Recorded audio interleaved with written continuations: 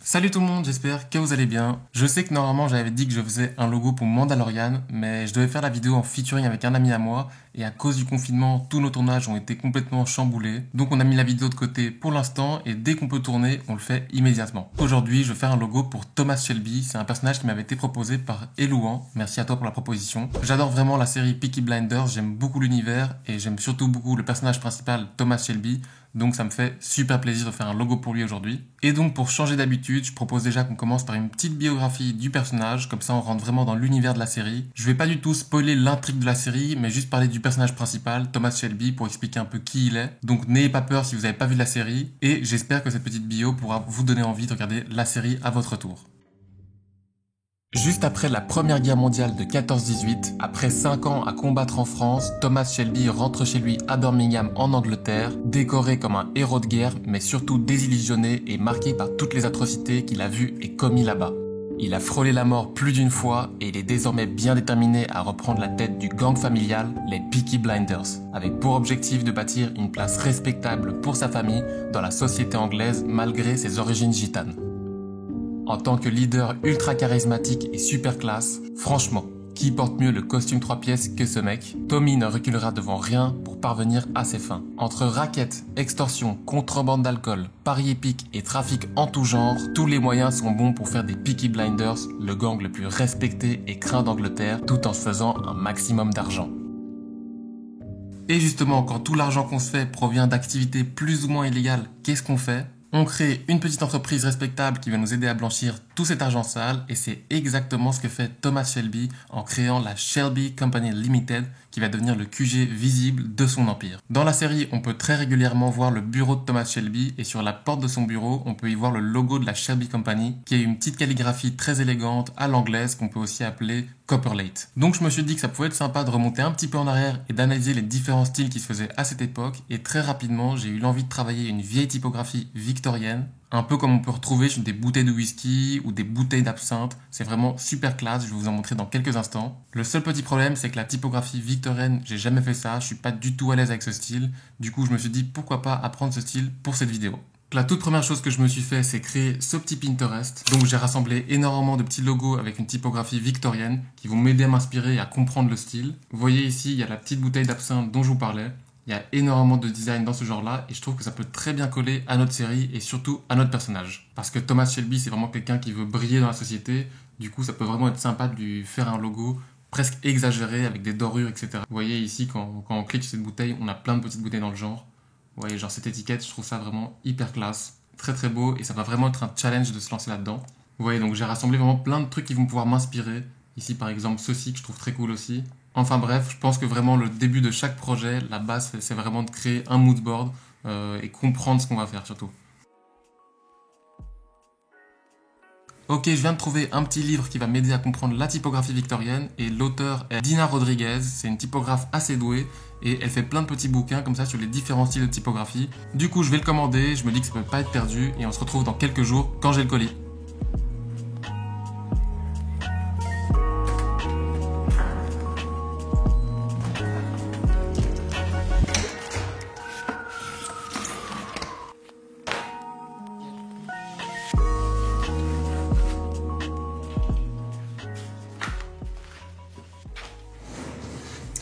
Et voilà notre magnifique carnet. Donc comme je le disais, c'est un carnet qui a été créé par Dina Rodriguez, et ça a l'air plutôt pas mal au final, hein. Bon, c'est un tout petit carnet, il y a une vingtaine de pages à peine, ouais, il y a 30 pages. Donc dedans on a une petite introduction sur la typographie victorienne.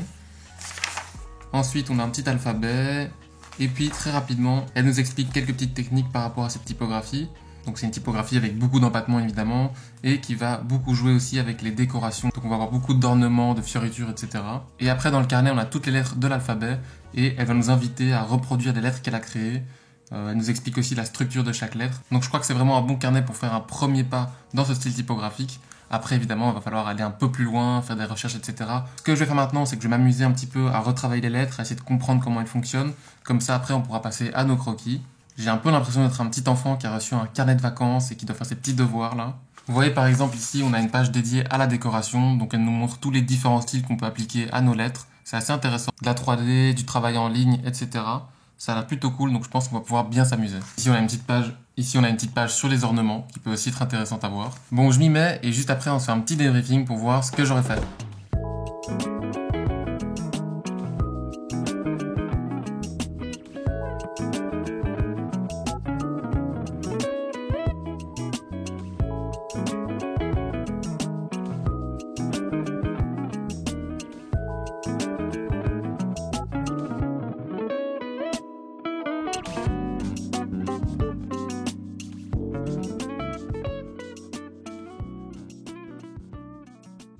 Bon, ça fait quelques heures que j'ai travaillé dans le carnet, j'ai essayé de développer surtout les lettres que j'allais devoir utiliser, donc le S, H, E, L, B, Y. J'ai fait quelques autres lettres aussi, mais je me suis vraiment concentré sur les lettres principales. Pour l'instant, on est encore loin du compte, c'est pas du tout le résultat que j'ai envie d'obtenir, c'est pas du tout fou, mais je commence déjà un petit peu à comprendre comment ça fonctionne. Et la toute première chose que je vais faire, c'est travailler sur de la composition, donc je vais faire vraiment des rapides petits croquis brouillons, juste pour voir comment je vais composer avec mes lettres et voir ce qui fonctionne le mieux. Et une fois que j'aurai validé ma composition, je pourrai attaquer le vrai croquis, celui qu'on va normalement vectoriser juste après. C'est parti!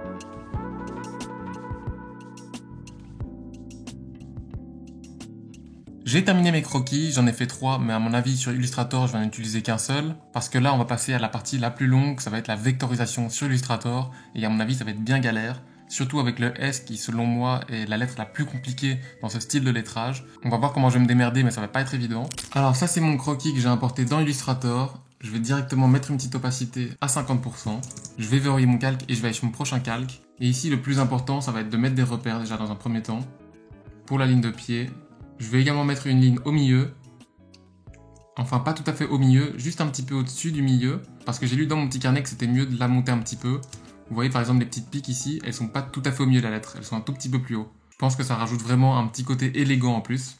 Et vous pouvez voir ici que mon S il est pas fou du tout, donc va falloir bien faire ça dans Illustrator. La première chose que je vais faire aussi c'est prendre une largeur, hop, et cette largeur je vais la dupliquer partout pour qu'elle soit identique. Donc voilà, et là maintenant cette largeur, ça va être ma base pour toutes mes lettres. Et pour mes empattements, je vais sûrement tenter une petite variante aussi. Je dois encore voir quoi, mais...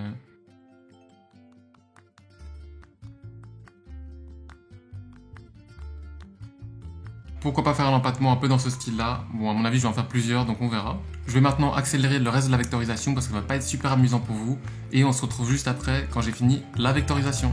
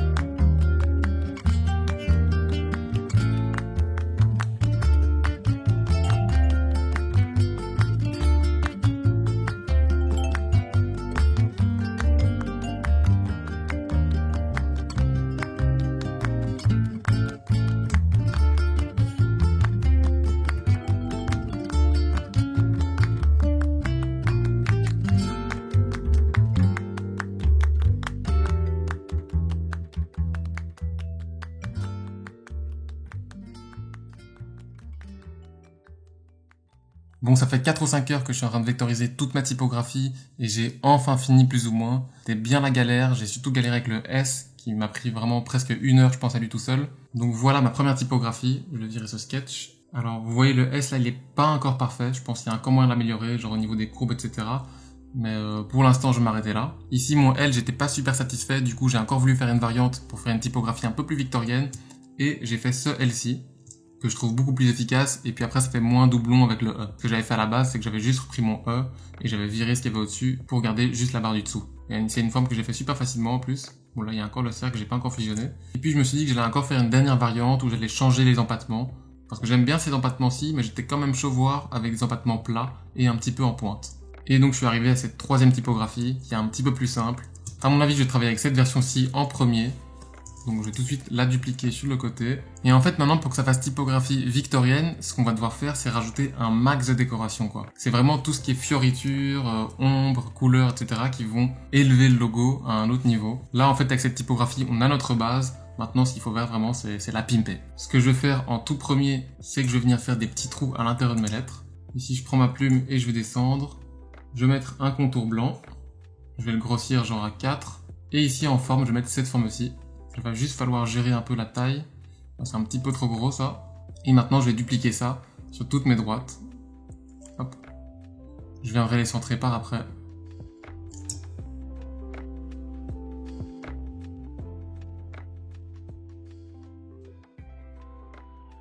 Et maintenant on va faire la petite ombre là qu'on peut voir super souvent également dans ces logos victoriens. Je prends ma typo et je la copie. Je viens sur un nouveau calque que je mets juste en dessous. Et ici avec commande de CTRL F je vais coller en place. Maintenant, ce que je vais venir faire, c'est que je vais venir décaler ma typo. Je vais la mettre en blanc. Donc, je vais changer la couleur ici et je vais mettre ça en blanc. Voilà. Et maintenant, je vais encore dupliquer la typo qui est en blanc et la remettre en noir. Et la mettre en arrière-plan. Donc, clic droit, disposition, arrière-plan. Et là, ça va nous créer cette petite ombre assez cool qu'on peut retrouver super souvent dans les typographies victoriennes. Nickel, je vais laisser ça comme ça. Et petit à petit, on continue à pimper notre typographie. Je vais mettre également une petite baseline, évidemment. Je l'avais oublié, celle-ci. Donc, Company Limited. Là, j'ai pris une fonte existante. J'ai pris Anli Pro. J'ai déjà utilisé dans une vidéo, d'ailleurs. Et là, je veux augmenter l'interlettrage pour que ça prenne plus de place. Donc, je vais ici et j'augmente.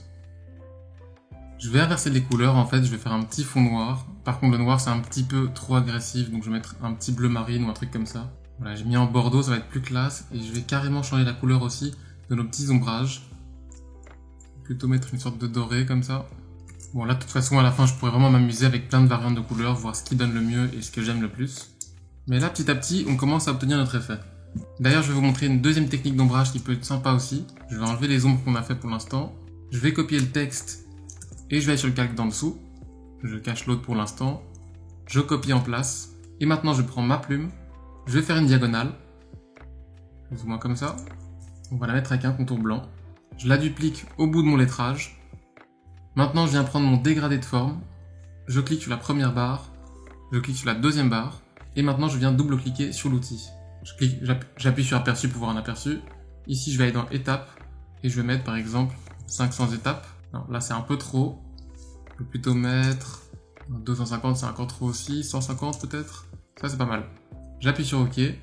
Maintenant, je vais dans Objet et je clique sur Décomposer. On appuie sur OK. On va prendre les barres, on va les mettre en arrière-plan. Voilà, arrière-plan. Et je vais maintenant sélectionner mon texte. Je vais de nouveau aller dans Objet. Et ici, je vais créer un tracé transparent. Et j'appuie sur Créer. Maintenant, notre logo est invisible. Ça pique un peu les yeux d'ailleurs. Je vais tout sélectionner. Je fais clic droit, créer un masque d'écrêtage. Maintenant, je fais réapparaître notre texte juste au-dessus. On va venir le décaler pour venir faire une petite ombre en ligne. Et ce qu'on peut faire encore, c'est rajouter un contour bordeaux. Si on clique sur le lettrage avec les ombres et qu'on double-clique, on peut rentrer dans le calque. Et ici, on peut sélectionner les lignes et changer leur couleur, par exemple. Ensuite, on quitte en appuyant sur la flèche juste ici. Donc, j'ai bougé mes lignes sans faire exprès. On pourrait même encore imaginer dupliquer ça. Je vais tout sélectionner sauf le S. Je vais dans Effets et je vais dans Déformation. Et ici, je vais faire une petite déformation en drapeau. Donc ici, il faut un peu doser, faut pas trop déformer non plus. On va plutôt mettre genre 17. Et on appuie sur OK. Je dois un petit peu déplacer le S quand même. La petite déformation comme ça, c'est assez chouette. Il y a un peu plus de mouvement dans le logo. Et maintenant, la dernière étape pour vraiment pimper ce logo, ça va être rajouter tout ce qui est ornement, etc. et l'amener vraiment à un logo un peu luxueux. Donc je suis parti pour faire ça et on se retrouve juste après pour le débriefing.